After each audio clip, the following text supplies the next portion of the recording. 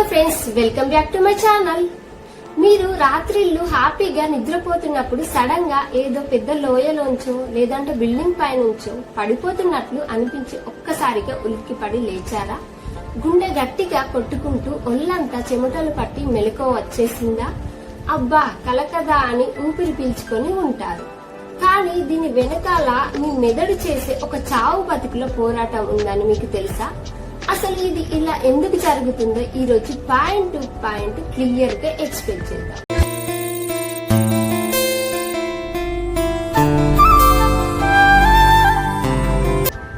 అయితే సైన్స్ భాషలో దీన్ని హిప్నిక్ జెర్క్ అని అంటారు.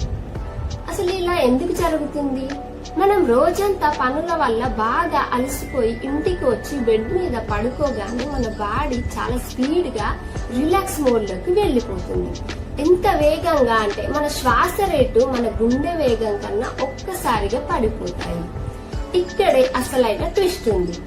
అంత స్పీడ్ గా బాడీ పారామీటర్స్ పడిపోయేసరికి మన మెదడు కన్ఫ్యూజ్ అయిపోతుంది. అరే వీడి హార్ట్ బీట్ ఇంతలా పడిపోయిందేంటి, వీడు చనిపోతున్నాడా ఏంటి అని బ్రెయిన్ కంగారు పడిపోతుంది.